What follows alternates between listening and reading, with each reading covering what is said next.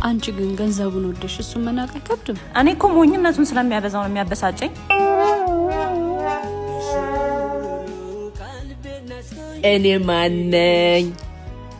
አባት አይን እንጂ ከንፈር ይያዛል። እሺ አይንሽን ጨፍኚ።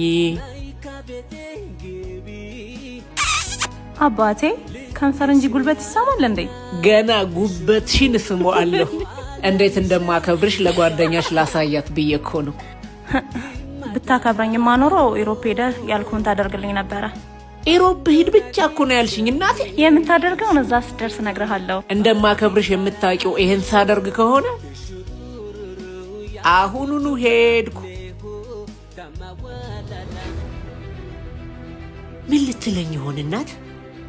ከዚህ ሁሉ ለምን አልጠይቃትም? ሄሎ እናት፣ ኤርፖርት ነኝ። አሁን ሳትነግሪኝም? ይኸውልህ አባቴ፣ ሰርጋችንን ለየት ለማድረግ ዘመናዊ የሙዚቃ መሳሪያ ያለው ዲጄ ከአውሮፓ ይዘህ እንድትመጣ ብዬ ነው። ያምሻል እንዴ ሴትዮ? እኔን ሴትዮ?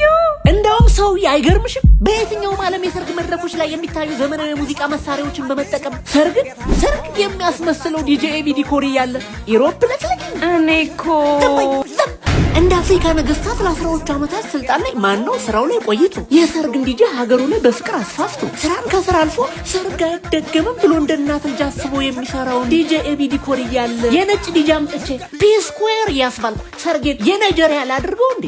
አባቴ የሰርግን ቀን የሙዚቃ ትውስታ ወላጆችን አስደስቶ ወጣቶችን አስጨፍሮ ህፃናትን አዘልሎ ዘላለማዊ ትውስታ እንዲኖራቸው የሚያደርገውን የሬዲዮ የቲቪ የክለብ ዲጄነትን ሙያ ኃይሌ ፖርቴር ጋትን እንዳለፈው በብቃት አልፎ ከስተመር የተባለ ሜዳ ላይ የተሸለመው እያለ አባት እግዚኦ ይቅር የማይባል ጥፋት ሰርግ ያላሰበውን ተጋቢ ሁሉ በሙያ አሳምኖ ሰርግ እንዲህ ከሆነማ እኔም ልደግስ የሚያስብለውን እንደ ድርጅትም በስሩ ብቃት ያላቸውን የሰርግ ዲጄዎች በማብቃት ይታወቃል። ስሚ፣ ከዚህ በኋላ ከህይወቴ ወጥተሻል። አንዴ ስማኝ አባቴ። አንድ ድል ስጠኝ ልትይ አልሰጥሽም። አይ አንድ አድራሻቸውን ስጠኝ። ለሱ ምን ቸገረኝ? ቦሌ መድኃኒዓለም ከቦሌ ትምህርት ቤት ቀጥሎ ብሌን ህንፃ አንደኛ ፎቅ ላይ ይገኛል። ወይም በእነዚህ ቁጥሮች ደውይ። ስሚ ደግሞ በተመሳሳይ ስም እንዳትሸወጅ። አባቴ እንደሱ አትበይኝነት። ናፍቀኛል እቤና መጣውሽ። ይቺ ሞኝ የሆነች ልጅ